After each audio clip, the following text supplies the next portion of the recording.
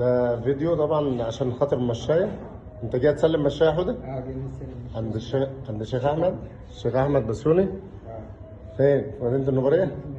طب انا بس كان في موقف انت بتحمل المشاية ماشي عشان خاطر ايه؟ الشيخ احمد ده حبيبنا يعني وراجل محترم. فالموقف ده انت طلعت عيني فيه وعملت فيه حاجة الصح، وكان ممكن تطير الراجل ده عشان الراجل ده غلبان. عملت ايه يا حوده؟ قال لي يا كابتن بعد اذنك انا نجيب انا العربيه ونجيبها عند المحل ونحمله المشاية.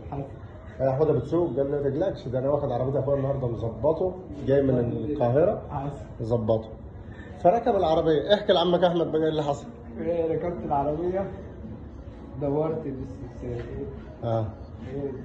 على حسك بس عشان نزل. لسه بنزين ومسكت الدبرياج. بيطلع مش راضي تطلع. بنطلع مش راضي تطلع العربيه. قلت يا زياد ايه في طوبه قدام الفرد. قال لي لا مفيش طوبه. راح يبص ورا الفرده الاول. قلت له روح بص ورا ايه؟ ورا الفرده. ما لقاش طوب.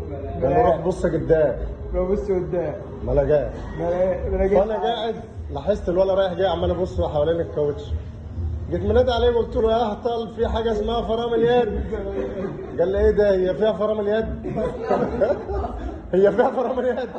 المعلم يعمل ايه بقى؟ هو بيبص على الطوبه رد شد اليد ورد طالع. هو بيبص على الطوبه ينزل اليد ويدايس زميله. انا اللي جاي وهو يجري ورايا. هو يجري ورايا. يجري من العربيه.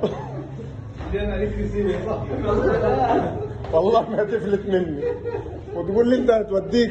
ده انا خلاص بس قسما بالله انا فاضل لي مرحله.